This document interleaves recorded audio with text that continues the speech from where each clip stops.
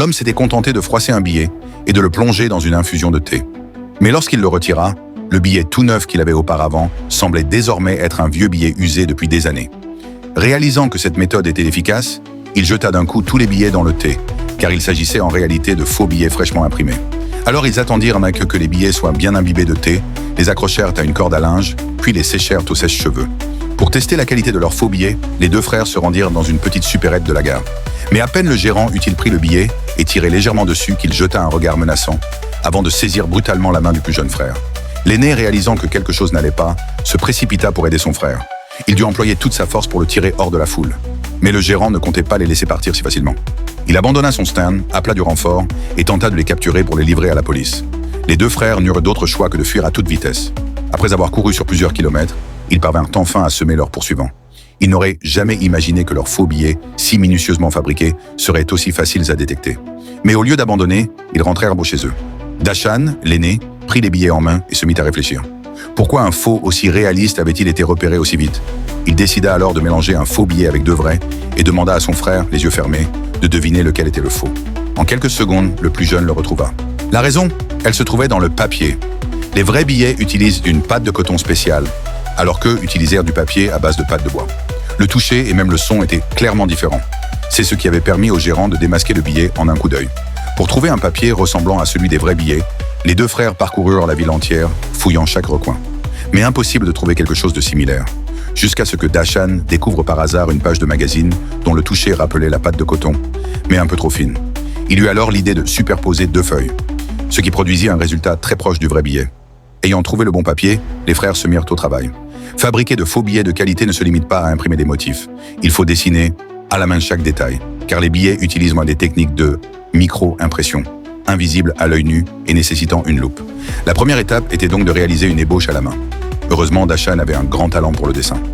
Il étudia minutieusement chaque détail du billet, reproduisit les lignes une à une, et après une semaine de travail acharné, il parvint à reproduire l'ensemble des motifs des deux faces du billet. Vint ensuite l'étape de la réduction à l'échelle et de l'engravure.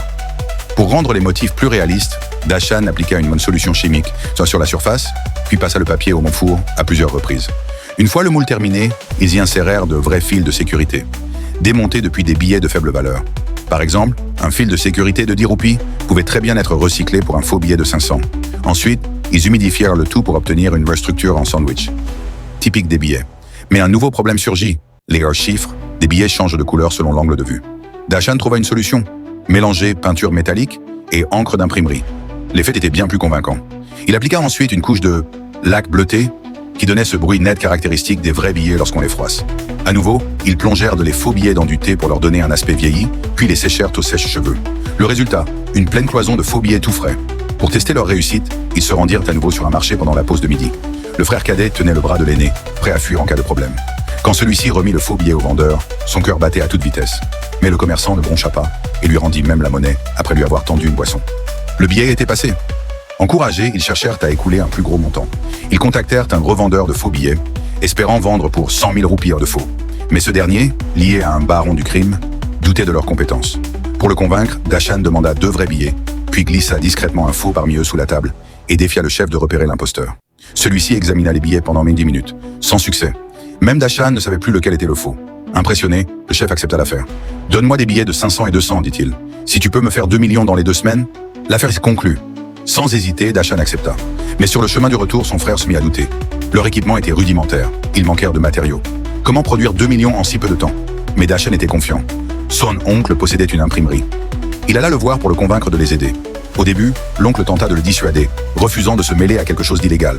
Mais après avoir vu les faux billets de Dashan, il fut stupéfait par leur réalisme bluffant. Pour achever de le convaincre, Dashan emmena son oncle dans un café et paya 2 boissons avec ses faux billets. L'oncle était terrifié. Mais quand la serveuse apporta la monnaie sans sourciller, il comprit. Le billet était passé. Dès lors, il accepta de rejoindre l'opération.